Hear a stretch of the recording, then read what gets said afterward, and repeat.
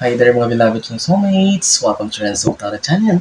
Nandito ang punyuling ko para bigyan kayo ng isang soulful and meaningful letter reading.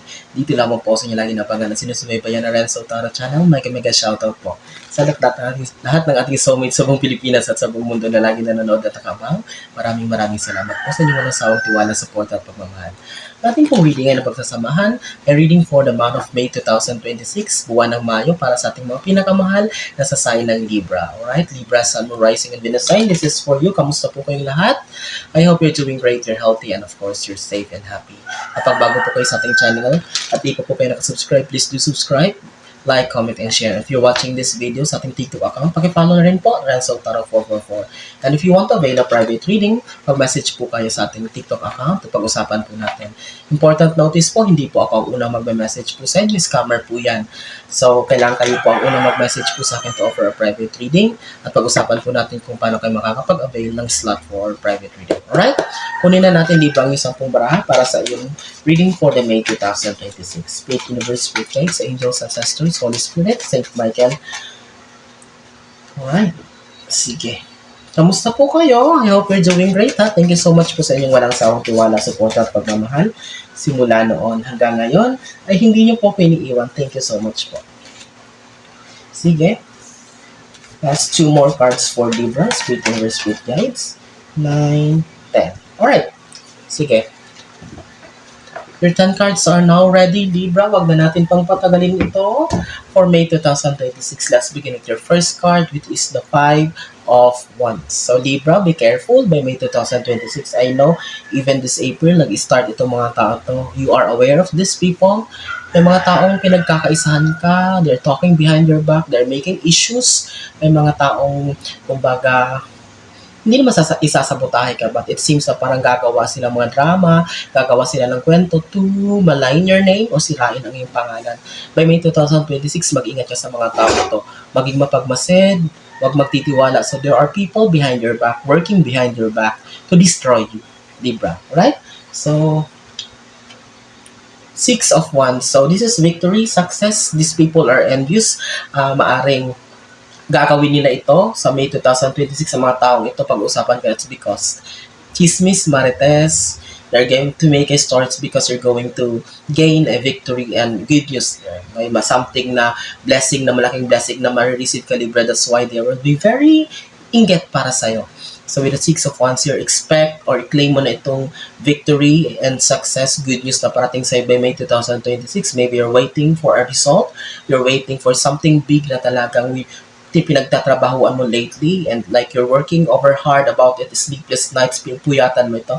So, andito na, May 2026, may kasagutan na. So, congratulations, Libra in advance. Now, nakita natin kung bakit ng mga taong pag-usapan ka. Alright? It's because hindi nila kakayanin itong mga parating sa iyong mga biyaya. King of Cups, stability. So, here you are. Makikita ng lahat na talagang kung ano man ang meron ka ngayon, Libra, kung ano man ang mga parating na blessings sa'yo in the future, especially May 2026. So, it's more on payment, reward ng paghihirap mo, ng kumbaga pagdoble kayod mo. You deserve all of this. And this is stability, these blessings that will be coming on your ways, you truly deserve it. With the King of Cups here, tuloy-tuloy na ito, Libra. This is a recovery period for you. No one could stop you. Okay, you are unstoppable, Libra. So sabi ko nga, mamatay sila sa inggit. So kasi deserve mo naman ang lahat na itong parating sa'yo. Don't mind them. Just focus on your goals or what you really want to do. Okay?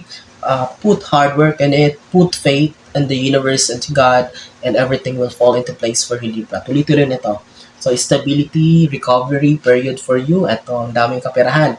May 2026, mabibisi ka talaga, Libra, sa mga transaction, business, communication, or any kind of thing na magpaparami pa ng kaperahan mo dito. May mga opportunities na parating na maaaring kumita ka ng malaki. With the 10 of Pentacles here. This is market. This is, may trading dito na nangyari. Baka may ibibenta ka. May someone na lalapit sa'yo to offer this, may related business opportunities, job offer, or kung ano man. So, May 2026, claim mo na ito, Libra. This is a good problem for you. Mabibisi talaga ang buhay mo sa, mga transactions, movements, and activities na may kinalaman sa kaperahan. Money ito, Libra, for you.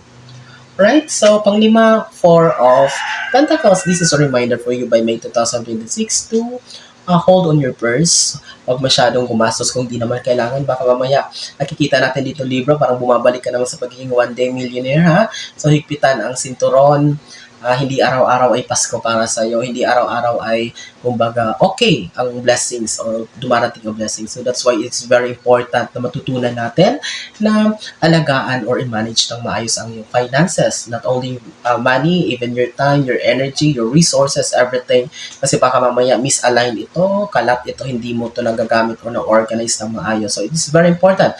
It is very timely, Libra, na kung ba kailangan mo na talagang igihin ang paghawak ng iyong pera. Alright? So we have 5 more cards here in the second row. Before we proceed, ulitin ko po, please subscribe lang po sa ating YouTube channel. Road to 90k subscribers na po tayo. And sa ating TikTok account, Renzo Taro 444, pakifollow na rin po. If you want to avail private reading, ulitin ko, kayo po ang mag-message po sa akin. Kapag may nag-message po sa inyo at mag-offer ng private reading, hindi po ako yan, scammer po yan. Nanggagaya po yan ng ating account and re-uploading our video. Sa legit lang po kayo na Renzo Taro 444, 10k followers and counting. Thank you so much. So, let's continue, Libra, sa yung pang-anim na baraha sa May 2026 reading mo, which is the 7 of Swords. Okay?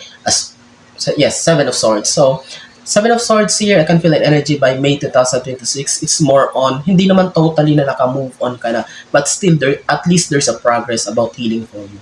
About something na parang traumatic event, painful experience na naranasan mo itong mga nakaraang buwan, nakaraang taon na parang hindi ka pa totally nag-heal or naka-move on. So, May 2026, there will be a great progress for you. Malaking pagbabago ito, malaking improvement sa personality mo, sa emotional stability mo. So, tuloy-tuloy na tuloy ba sabi ko, at least you will be smiling again. Not totally na parang this is the kind of happiness that you have before, but nakikita natin dito na parang may improvement sa pagkatao mo dito.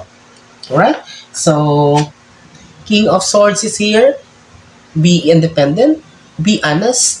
Tell what you want to say. Sabihin mo. Say what you want to say. Express what you're feeling. Hindi na to parang a kind of Libra na by May 2026. Parang sasarilihin mo pa ito. You will be keeping it to yourself. No, by May 2026 Libra, you are advised by the universe to be transparent, to be honest what you're feeling. Sabihin mo ito sa mga tao. Hindi mo kailangan mag-adjust. Hindi pwedeng ikaw yung mag-adjust.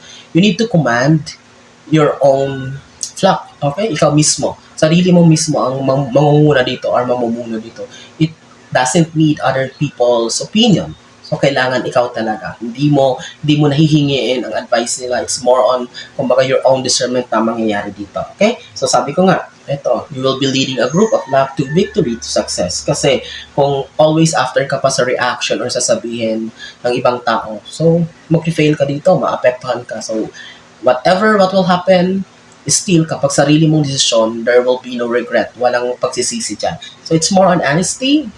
Go out of your comfort zone. Maybe may mga gusto kang gawin. This is the best time para gawin na ito. Okay, huwag ka nang matakot pa. So, pangwalo, ito. 3 of Wands. Libra, face the reality. Don't be afraid. I can see here for a long time na compromise mo yung happiness mo. Matagal na panahon na parang nanahimik ka. Matagal na panahon na naabuso yung katahimikan mo, na manipulate ka. So, even to the point na sabi ko nga, na-compromise yung ang kasiyahan mo. So, here you are, you're ready to face again the new reality of your life. May 2026, sabi ko nga, ito, yung 7 of Swords. Slowly, you're going to heal again, to recover from the past wounds, past traumas that you experience. And mapapalitan ito ng stability, recovery for you with the King of Cups here. So, tuloy-tuloy na ito.